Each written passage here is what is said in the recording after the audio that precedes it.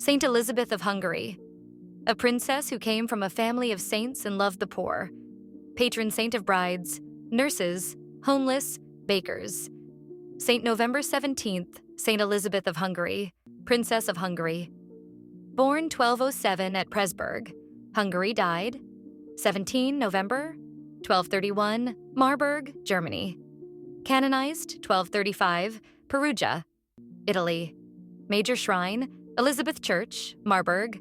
Patron saint of hospitals, nurses, bakers, brides, countesses, dying children, exiles, homeless people, lace makers, tertiaries, Third Order Franciscans, and widows. Biography, also called Saint Elizabeth of Thuringia, born in Hungary, probably at Presburg, 1207. Died at Marburg, Hesse, 17 November, not 19 November, 1231. She was a daughter of King Andrew II of Hungary, 1205 to 35, and his wife Gertrude, a member of the family of the Counts of Andechs-Meran. Elizabeth's brother succeeded his father on the throne of Hungary as Bela IV.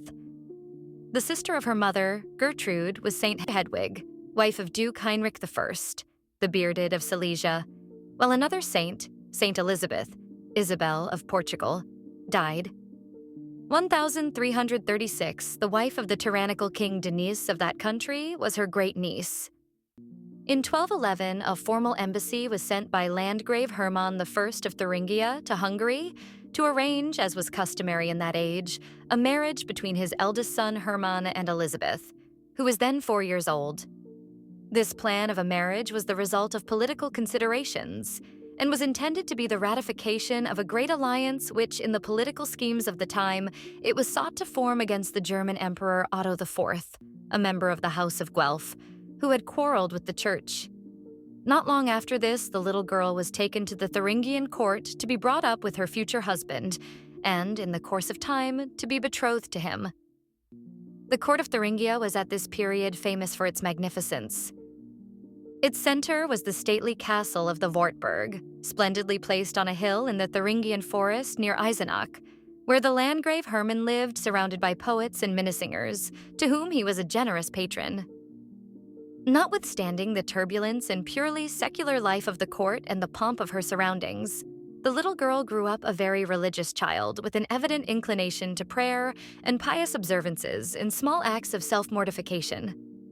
These religious impulses were undoubtedly strengthened by the sorrowful experiences of her life. In 1213, Elizabeth's mother, Gertrude, was murdered by Hungarian nobles, probably out of hatred of the Germans. On 31st December 1216, the oldest son of the Landgrave, Hermann, who Elizabeth was to marry, died. After this, she was betrothed to Ludwig, the second son. It was probably in these years that Elizabeth had to suffer the hostility of the more frivolous members of the Thuringian court, to whom the contemplative and pious child was a constant rebuke. Ludwig, however, must have soon come to her protection against any ill treatment. The legend that arose later is incorrect in making Elizabeth's mother-in-law, the Landgravine Sophia, a member of the reigning family of Bavaria, the leader of this court party. On the contrary, Sophia was a very religious and charitable woman and a kindly mother to the little Elizabeth. The political plans of the old Landgrave Hermann involved him in great difficulties and reverses. He was excommunicated, lost his mind towards the end of his life, and died, 25th April, 1217, unreconciled with the Church. He was succeeded by his son Ludwig IV, who, in 1221, was also made regent of Meissen and the Eastmark. The same year, 1221, Ludwig and Elizabeth were married, the groom being 21 years old and the bride 14. The marriage was in every regard a happy and exemplary one, and the couple were devotedly attached to each other. Ludwig proved himself worthy of his wife. He gave his protection to her acts of charity, penance, and her vigils, and often held Elizabeth's hands as she knelt praying at night beside his bed. He was also a capable ruler and brave soldier. The Germans call him Saint Ludwig, an appellation given to him as one of the best men of his age and the pious husband of Saint Elizabeth. They had 3 children: Hermann II, 1222 to 41, who died young; Sophia, 1224 to 84, who married Henry II, Duke of Brabant, and was the ancestress of the Landgraves of Hesse. As in the War of the Thuringian Succession, she won Hesse for her son Heinrich I, called the Child. Gertrude, 1227 to 97. Elizabeth's third child was born several weeks after the death of her father. In afterlife, she became abbess of the convent of Aldenburg near Wetzlar. Shortly after their marriage, Elizabeth and Ludwig made a journey to Hungary. Ludwig was often after this employed by the Emperor Frederick II, to whom he was much attached, in the affairs of the empire. In the spring of 1226, when floods, famine, and the pest wrought havoc in Thuringia, Ludwig was in Italy attending the Diet at Cremona on behalf of the emperor and the empire. Under these circumstances, Elizabeth assumed control of affairs, distributed alms in all parts of the territory of her husband, giving even state robes and ornaments to the poor. In order to care personally for the unfortunate, she built below the Wartburg a hospital with 28 beds and visited the inmates daily to attend to their wants. At the same time, she aided 900 poor daily. It is this period of her life that has preserved Elizabeth's fame to posterity as the gentle and charitable Sheet-Lane of the Wartburg.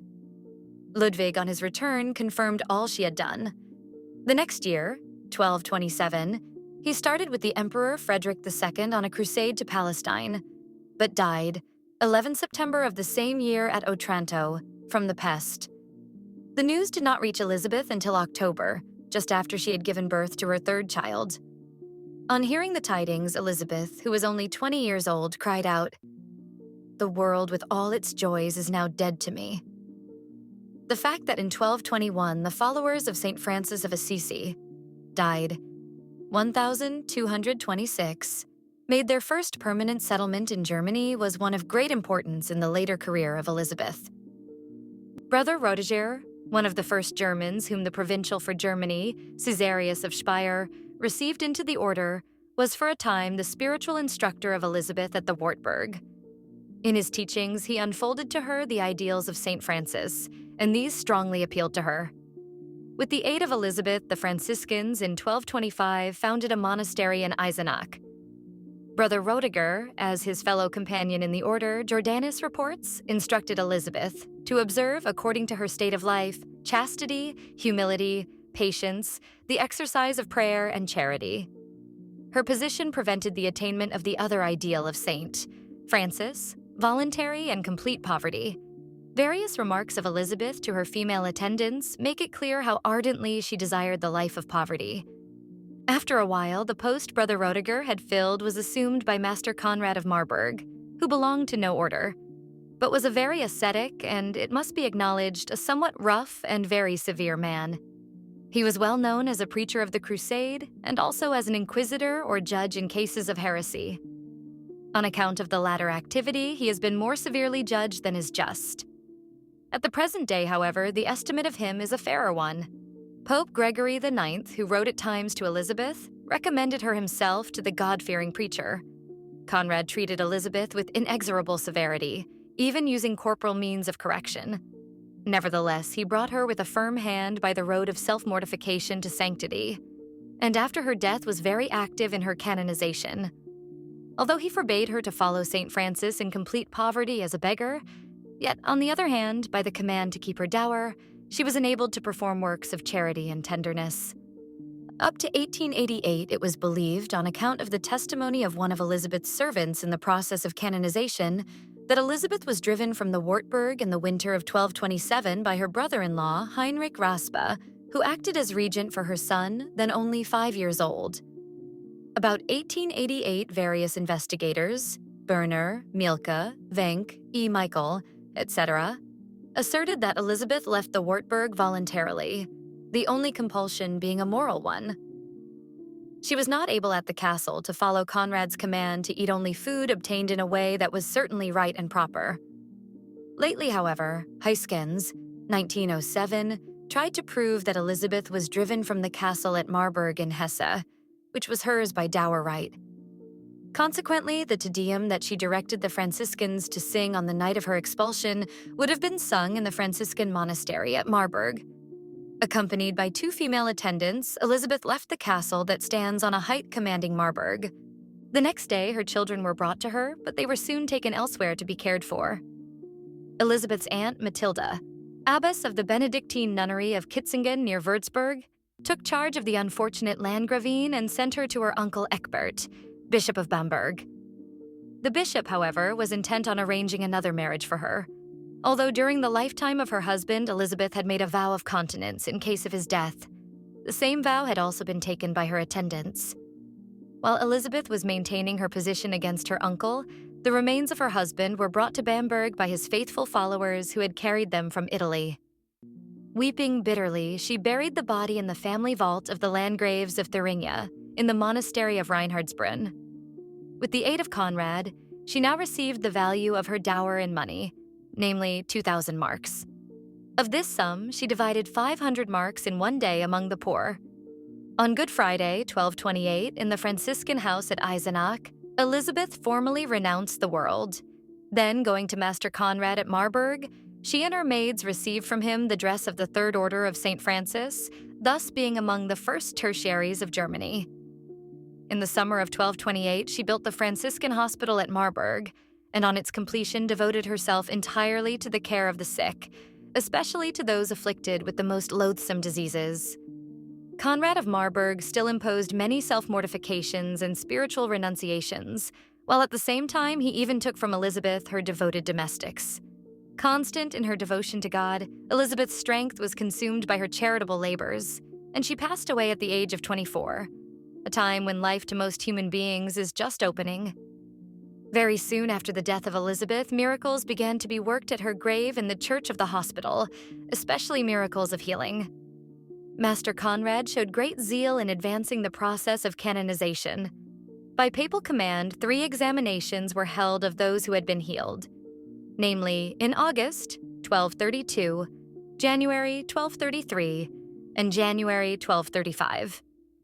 Before the process reached its end, however, Conrad was murdered 30 July 1233. But the Teutonic Knights in 1233 founded a house at Marburg, and in November 1234, Conrad, Landgrave of Thuringia, the brother-in-law of Elizabeth, entered the order. At Pentecost, 28th May of the year 1235, the solemn ceremony of canonization of the greatest woman of the German Middle Ages was celebrated by Gregory IX at Perugia, Landgrave Conrad being present. In August of the same year, 1235, the cornerstone of the beautiful Gothic church of St. Elizabeth was laid at Marburg. On the 1st of May, 1236, Emperor Frederick II attended the taking up of the body of the saint. In 1249, the remains were placed in the choir of the Church of St. Elizabeth, which was not consecrated until 1283. Pilgrimages to the grave soon increased to such importance that at times they could be compared to those to the shrine of Santiago de Compostela. In 1539, Philip the Magnanimous, Landgrave of Hesse, who had become a Protestant, put an end to the pilgrimages by unjustifiable interference with the church that belonged to the Teutonic Order and by forcibly removing the relics and all that was sacred to Elizabeth. Nevertheless, the entire German people still honor the dear saint, Elizabeth as she is called. In 1907, a new impulse was given to her veneration in Germany and Austria by the celebration of the 700th anniversary of her birth. Saint Elizabeth is generally represented as a princess graciously giving alms to the wretched poor, or as holding roses in her lap. In the latter case, she is portrayed either alone or as surprised by her husband, who, according to a legend, which is, however, related of other saints as well, met her unexpectedly as she went secretly on an errand of mercy. And, so the story runs, the bread she was trying to conceal was suddenly turned into roses.